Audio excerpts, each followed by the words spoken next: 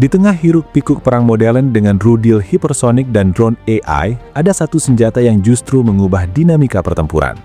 Senjata ini bukanlah teknologi tercanggih. Ini adalah bom bodoh peninggalan Perang Dingin yang dimodifikasi, tetapi dampaknya terasa dari garis depan hingga ke ruang sidang PBB. Dalam video ini, kita akan membedah satu jenis senjata yang membuat Rusia tak pernah kehabisan amunisi, dan bagaimana ini mengubah strategi perang di Ukraina menjadi pertarungan kelelahan yang brutal.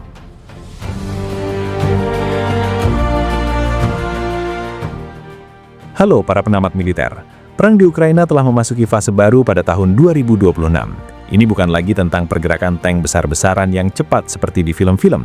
Ini adalah pertempuran parit dan kota yang lambat, berdarah, dan sangat ditentukan oleh artileri serta penerbangan taktis. Kita melihat peta garis depan yang dinamis. Dalam 24 jam terakhir saja, lebih dari 260 bentrokan terjadi di seluruh lini dengan pertempuran terfokus di dua sektor utama, Kostiantynivka dan Pokrovsk. Namun di balik angka-angka ini, ada satu elemen yang menjadi penentu, serangan udara yang masif. Laporan dari Staf Umum Ukraina mencatat bahwa dalam satu hari, Rusia menjatuhkan hampir 300 bom berpandu ke berbagai target. Jumlah ini bukanlah angka kebetulan, ini adalah hasil dari strategi yang matang, dan pusat dari strategi itu adalah bom tua yang diberi sayap.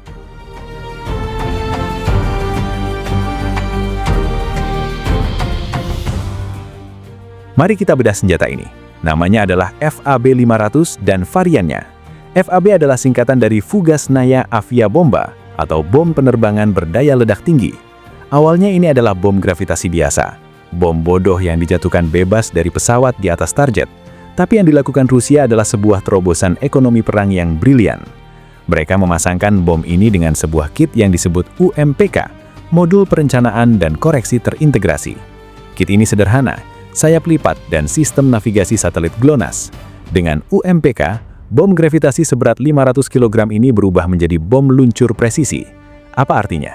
Pesawat tak perlu lagi terbang di atas pertahanan udara musuh yang padat. Dengan kit UMPK, bom ini bisa meluncur hingga puluhan kilometer dari target. Pesawat Su-34 cukup terbang di wilayah aman, melepas bom, dan kembali ke pangkalan. Ini menjadikan serangan udara menjadi jauh lebih aman bagi pilot, dan lebih sulit dicegat oleh sistem pertahanan Ukraina.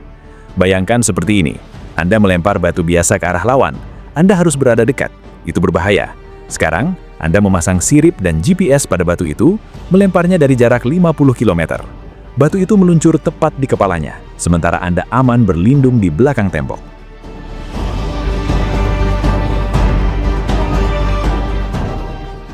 Inilah kunci mengapa bom ini mengubah dinamika. Rudal keliaran modern seperti Kaliber atau Kh-101 membutuhkan waktu berbulan-bulan untuk diproduksi dengan komponen elektronik yang rumit dan mesin jet.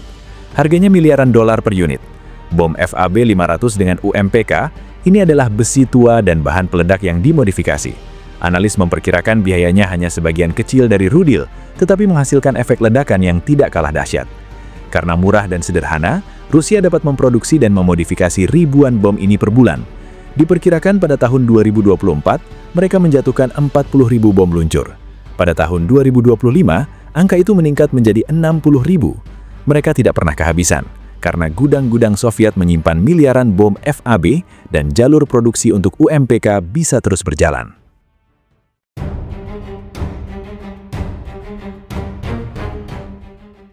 Lalu apa dampak dari penggunaan masif senjata murah ini? Pertama, secara fisik ini menghancurkan infrastruktur dan moral.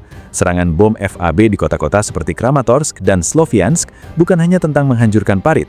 Bom-bom ini menghantam bangunan tempat tinggal, sekolah, dan fasilitas sipil. Efek psikologis dari ledakan setengah ton bahan peledak yang meluluh lantakan blok apartemen sangat besar. Kedua, ini mengubah perhitungan strategis.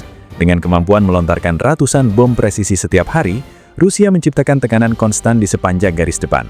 Ini adalah strategi atrisi, kelelahan. Tujuannya bukan untuk menembus garis depan dalam satu serangan besar, tetapi untuk menguras personil dan peralatan Ukraina secara perlahan. Tiap posisi yang dibombardir memaksa Ukraina untuk memindahkan suplai atau mundur, menciptakan peluang bagi pasukan darat Rusia untuk maju dalam unit-unit kecil. Data menunjukkan bahwa laju perolehan wilayah Rusia menurun drastis. Pada awal 2026, mereka hanya memperoleh rata-rata 2,9 km persegi per hari, dibandingkan dengan hampir 10 km persegi pada tahun sebelumnya.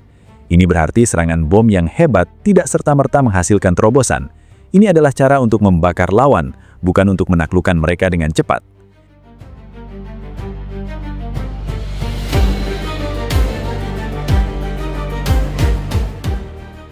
Di luar medan perang, dampak geopolitiknya juga signifikan.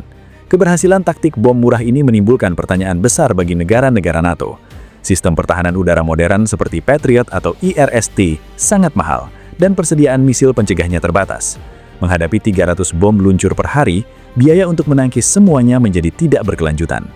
Ukraina diperkirakan hanya bisa menangkis sekitar seperempat dari target udara berat dengan sistem persenjataan yang ada. Ini menciptakan dilema bagi para pemimpin Barat.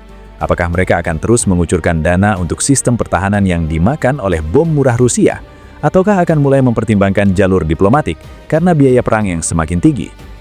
Selain itu, taktik ini juga memperkuat narasi Rusia bahwa mereka mampu bertahan dalam perang panjang. Dengan produksi massal yang mengandalkan industri dalam negeri, mereka menunjukkan ketahanan ekonomi di tengah sanksi. Ini menempatkan Ukraina dalam posisi sulit, di mana kampanye 40 hari mereka untuk menekan Moskow dengan serangan jarak jauh dianggap gagal oleh pejabat Rusia.